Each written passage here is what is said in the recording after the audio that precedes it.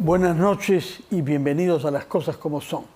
Una vez más tenemos que dedicar una buena parte de nuestro programa a debates jurídicos complejos que tienen que ver con las instituciones, que tienen que ver con derechos naturalmente y con la vida política. De ahí la dificultad de esos debates jurídicos que no se ven exentos de intereses y de naturalmente sesgos.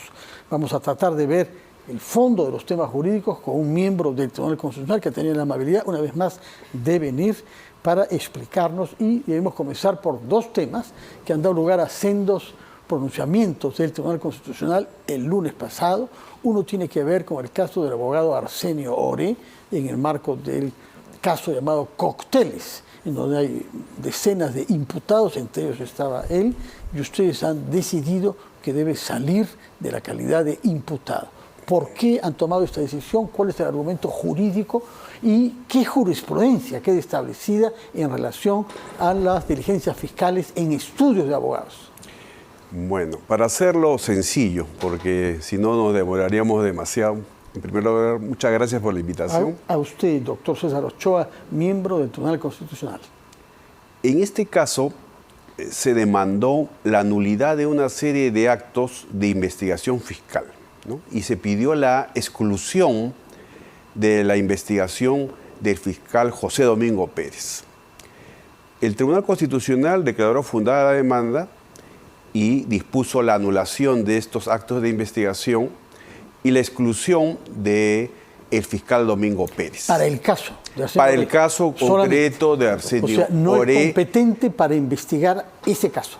Se determinó que hubo una vulneración al principio de objetividad. ¿Cuál es la vulneración? La vulneración, para hacerlo sencillo, el fiscal Domingo Pérez estaba investigando el tema de lavado de activos, llamado caso Cócteles, y ahí advirtió una supuesta obstrucción a la justicia que habría cometido el abogado Arsenio Oré y otros abogados, ¿no? Y la defensa de este abogado, el doctor Oré, pidió que se excluya al fiscal Domingo Pérez de esta investigación, de esta segunda investigación por obstrucción a la justicia, porque no tendría pues objetividad, ¿no?, de acuerdo a las normas procesales. El fiscal Vela, coordinador de este equipo de fiscales, mediante una disposición fiscal desestimó este pedido. Como consecuencia de la negatoria de desestimar el pedido de exclusión del fiscal Pérez por falta de objetividad en el caso del abogado Arsenio Oré, el Tribunal Constitucional ha fallado a favor de la demanda presentada por el abogado Arsenio Oré en el proceso de amparo. Y un segundo aspecto muy importante, ha fijado una doctrina jurisprudencial sobre el secreto profesional, no solamente de los abogados, sino también de los periodistas y de los médicos en general. ¿Cuál es esa doctrina jurisprudencial? Doy lectura. Corresponde al Estado, tanto en una adecuada legislación como en una oportuna educación, promover una cultura de respeto a este derecho, el secreto profesional. Por tanto, para que los allanamientos a lugares de trabajo de estos profesionales no vulneren el derecho o deber garantía del secreto profesional, deben haber sido previamente autorizados por el juez con una motivación cualificada, es decir, una motivación muy explícita, muy fundamentada, que justifique la acción y detalle el ámbito de acción, hasta dónde puede actuar el fiscal en ese allanamiento de manera que no se vulnere el derecho al secreto profesional de estos. Profesional que beneficia a algunas profesiones, abogados, periodistas y supongo sacerdotes. Médicos se menciona en otro párrafo, pero en el caso concreto que ha sido el caso de los abogados, pero en la fundamentación de nuestras sentencias se hace referencia a otros profesionales porque el secreto profesional es un derecho fundamental previsto en la Constitución. Muy bien. Ahora, ¿en qué consiste exactamente la falta de objetividad con la que habría actuado el juez Pérez en el caso del abogado Arsenio Oré? La falta de objetividad, ¿en qué consiste? Algunos hablan de falta de imparcialidad, ¿no? Incluso está en la demanda como falta de imparcialidad. Lo cierto es que el tribunal ha determinado falta de objetividad porque el señor Pérez habiendo advertido una supuesta obstrucción a la justicia que habría cometido el abogado, el doctor Oré, inicia investigación por obstrucción a la justicia cuando el origen de esta supuesta obstrucción estaba en el tema, en la investigación de lavado de activos. Es decir, en esta segunda investigación por obstrucción a la justicia debió apartarse, debió intervenir otro fiscal de acuerdo a las normas procesales que existen. ¿Qué es lo que sucederá ahora, no? Claro, ¿qué es lo que va a suceder ahora? Porque no tiene pues objetividad el fiscal que ya considera que hay un presunto delito, ¿no?, que lo ha afectado directamente a él y al proceso, y debe intervenir otro fiscal que tenga objetividad, no subjetividad. Puede ser víctima y investigador independiente al mismo tiempo. Muy bien. Ahora, así es. Algunos han interpretado que esta decisión suya sobre el caso, colectiva del tribunal sobre un caso específico puede favorecer a muchos otros casos y dan por descontado de que se acabó el proceso Cocteles, el juicio Cocteles. ¿Qué consecuencias jurídicas se pueden derivar de la decisión que han tomado ustedes? En el caso concreto se anula la investigación al abogado Oré, puede investigar otro fiscal, ¿no? Pero la investigación que venía siendo realizada es declarada nula y los actos subsiguientes en el procedimiento. Eso es lo que dice expresamente la sentencia, atendiendo también al pedido formulado por la defensa del doctor Oré. Esta sentencia entonces solamente se aplica al señor Oré, no a otros abogados ni a otros procedimientos. Otros abogados que estén en idéntica situación pueden invocarlo en el proceso penal correspondiente y la justicia penal determinará si se extiende o no esa situación jurídica. De acuerdo. Muy bien. Hablemos entonces sobre la otra decisión que han tomado ustedes y que han anunciado, por lo menos el día lunes, relativa a una demanda que había presentado hace más de un año la Defensoría del Pueblo, relativa a la ley, a la modificación de la ley universitaria que unos llaman la contrarreforma universitaria. ¿Qué es lo que han decidido? Mire, siendo un tema tan sensible, le voy a dedicar unos minutos para explicarlo. Hay mucha preocupación sobre la SUNEDU. Hubo una primera sentencia del Tribunal Constitucional que desestimó la demanda de inconstitucionalidad que formuló un grupo de congresistas. Básicamente, en esa oportunidad, ¿qué se dijo? Se cuestionó que en el Consejo Directivo de la SUNEDU se incorporaran representantes de universidades, ¿no? En esa oportunidad, el Tribunal Constitucional emitió una sentencia interpretativa señalando que estos representantes de universidades, una vez que asumían el cargo, tenían que alejarse de cualquier representación y de actuar de forma independiente de acuerdo al Código de Ética de la Función Pública. Se alejan mientras dure el cargo. Pero tienen el pie puesto en la universidad a la que van a regresar. Bueno, eso de que si hay puerta giratoria o no, eso ya no lo hemos regulado. No, porque uno pide una licencia si tiene un puesto permanente en una universidad y para no ser investigador y supervisor y supervisado a la vez, que es el mismo problema que le han reprochado al fiscal Pérez, pues entonces se apartan de la universidad, dice, pero no pueden renunciar, tienen que regresar después que termine su trabajo, ¿no? Bueno, ya eso, lo que ocurre con cada persona, eso ya no lo podría yo definir. Lo que es cierto es que para nosotros no hay inconstitucionalidad, eso lo determinó el Tribunal Constitucional. ¿Por qué? Porque el Consejo Directivo de la SUNEDU, si bien es muy importante este organismo, no es un organismo constitucional. No se puede exigir un concurso público como un requisito constitucional, porque la SUNEDU no está prevista en la Constitución. Por ejemplo, el Banco Central de Reserva, su consejo directivo lo nombra el Ejecutivo, lo nombra el Congreso, no es por concurso público. Entonces no podríamos decir, porque no hubo concurso público, era pues inconstitucional. Nosotros nos podemos pronunciar sobre la inconstitucionalidad cuando se pasa una línea roja. ¿Y cuál sería una línea roja? Si la legislación vulnera manifiestamente el derecho a la calidad educativa. Por ejemplo, que se deroguen las condiciones básicas de calidad que se exige para el licenciamiento de las universidades. Eso, por ejemplo, estamos hablando teóricamente, podría ser declarado inconstitucional. De acuerdo. Pasemos entonces a otros temas jurídicos que tienen vocación, naturalmente, de terminar en el Tribunal Constitucional. tal y como algunas instituciones solicitan. Uno de ellos tiene que ver con la ley llamada de lesa humanidad y de crímenes de guerra, que ha motivado muchas críticas de algunas instituciones, como el Ministerio Público y el propio Poder Judicial. De la misma manera que el otro tema igualmente importante es el de la extinción de dominio. ¿Cómo ve usted la situación que se ha generado cuando hay instituciones judiciales y el sistema en su conjunto, procuradurías, etcétera, Ministerio de Justicia, que están pronunciándose a favor de una intervención del Tribunal Constitucional? Mire, y para ser didáctico, y Sí. clase de Derecho Constitucional 1, Sí, en el Perú hay dos sistemas de control de la constitucionalidad, no uno. Hay dos. El sistema del control difuso, así llamado, porque cualquier juez puede ejercer ese control de constitucionalidad siguiendo el modelo estadounidense y puede inaplicar en el caso concreto una norma legal por ser incompatible con la Constitución o con los tratados internacionales de derechos humanos que se integran al bloque normativo constitucional.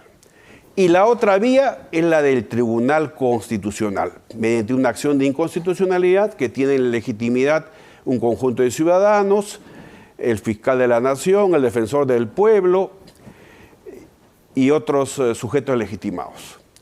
Ahora bien, el Poder Judicial, a pedido del Ministerio Público, en un caso concreto, podría considerar inconstitucional esa legislación que usted menciona e inaplicar al caso concreto. pero la ley obliga. Seguiría vigente para otros, Sí, a otros pero la casos. ley obliga a los jueces. Hay una precisión en la ley. Los jueces están obligados a aplicar esto. Bueno, los jueces podrán determinar si también inaplican ese artículo, si lo consideran inconstitucional o no. De acuerdo. Todo juez tiene el mismo derecho. Todo juez es el sistema del control difuso que es de invención estadounidense y que existe en nuestro sistema jurídico.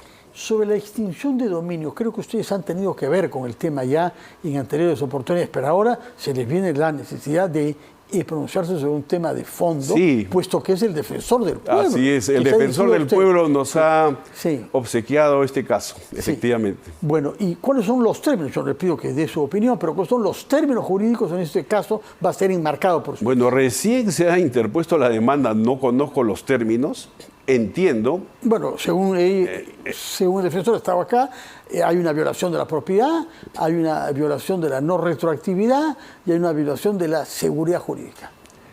Bueno, la retroactividad, la seguridad jurídica. Bueno, lo que sí es cierto es que en el derecho de propiedad sí hay cuestionamientos, ¿no? Porque se extingue la propiedad y se transfiere al Estado sin que haya todavía una sentencia firme, ¿no?, en materia penal. Ahora, se aplica en graves delitos esta figura de la extinción de dominio. Existe en otros países, Sí. ¿no? Colombia, Chile, ¿no? Aplican una legislación similar. Y hay convenciones internacionales. Hay convenciones internacionales. Habría que analizar si efectivamente hay algunos aspectos inconstitucionales. O si no, por ejemplo, dictar una sentencia interpretativa, como le mencioné. Es decir, podemos interpretar que es constitucional siempre y cuando se aplique de esta manera la ley. Eso lo puede hacer, lo ha hecho en el caso de la SUNEDU, el Tribunal Constitucional, por ejemplo. Y de esta manera sería no desposeer de la propiedad hasta que no haya una condena. Podría Y entre modularse tanto, los sí. efectos Claro. de esa extinción de dominio. Pero estoy hablando en términos especulativos porque no puedo adelantar opinión. Y sobre lesa humanidad, ¿cuál es el marco constitucional en que esa figura, lesa humanidad, existe en el derecho peruano o se acoge en el Perú de lo que se llama el jus cogens?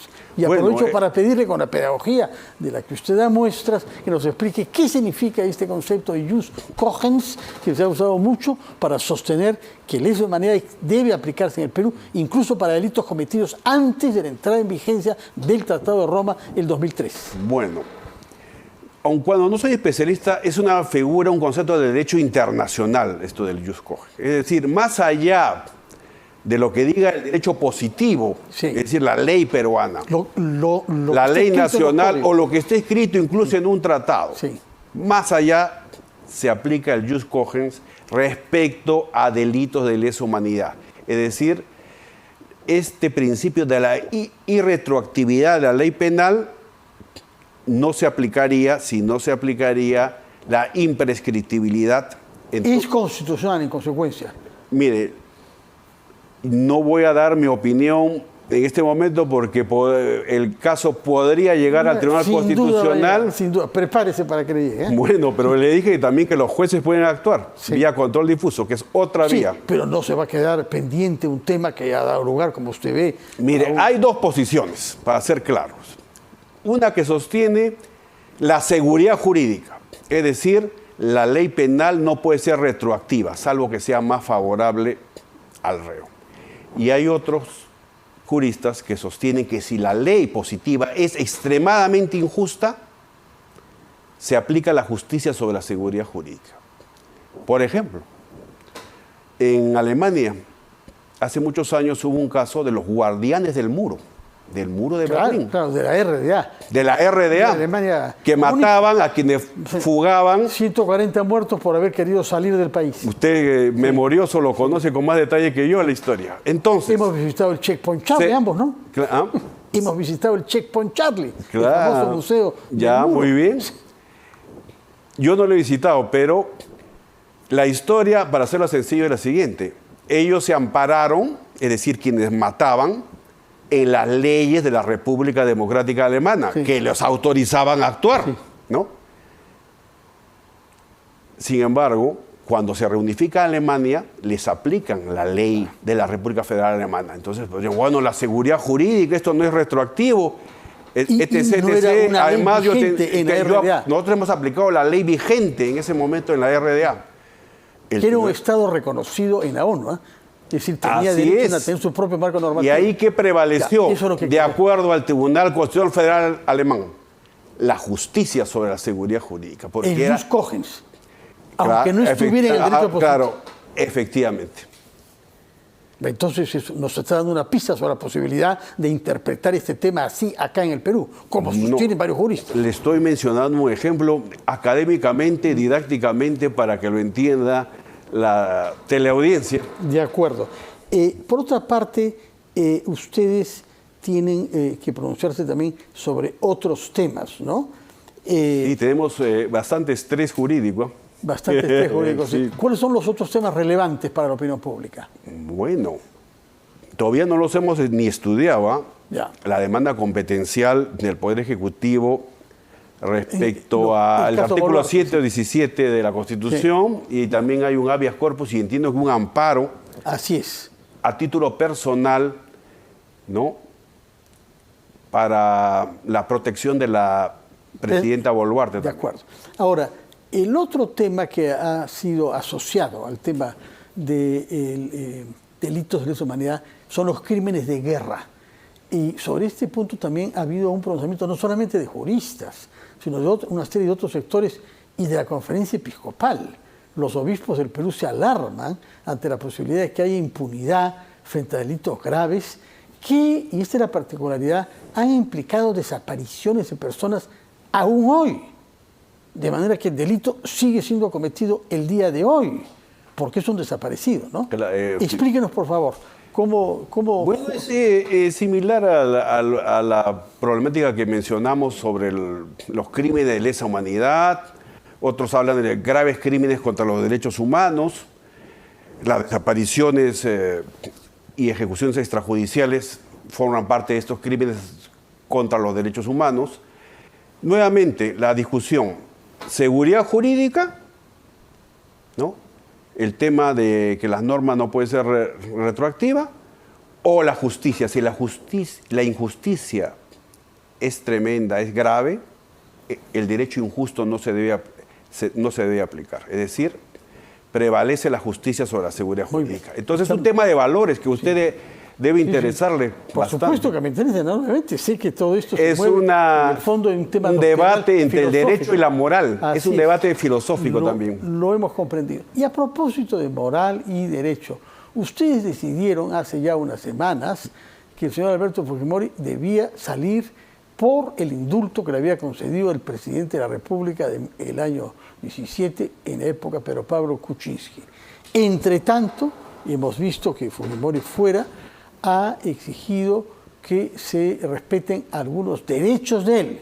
Por una parte, el cobro de una pensión vitalicia y por otra parte, una eventual candidatura presidencial. Cuando ustedes le dieron luz verde al indulto, ¿previeron que se podían derivar esas conclusiones de que salga libre? Bien. Debo mencionar, y ya lo hice en anterior oportunidad, en mi caso yo voté en contra. ¿Por qué? Mi voto singular fue en contra de que se disponga la excarcelación del expresidente Fujimori en aplicación de los convenios internacionales de derechos humanos y de la medida provisional emitida por la Corte Interamericana de Derechos Humanos. Para hacerlo en resumen, ¿no? Porque es una cosa más amplia. Y lo fundamenté ampliamente mi voto singular. Se recuerdo que vino acá. Ahora, explicó, sí. 3 magistrados que votaron a favor. 3 sobre 7. 3 sobre 6 en ese momento. Sí, 3 sobre 6 sí.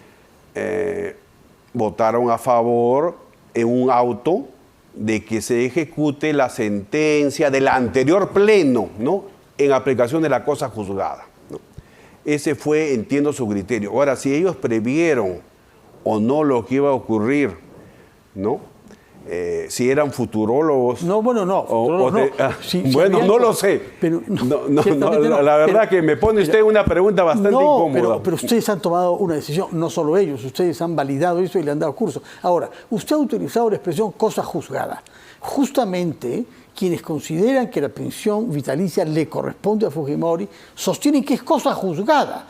Y ellos interpretan cosa juzgada como la pena borró la condena. ¿Eso es lo que han decidido? ¿Eso es lo que el indulto genera? Mire, yo tengo mi opinión, sí, pero no la voy a manifestar en este momento porque podría el caso de la pensión, así llamada pensión del expresidente Fujimori, pensión vitalicia,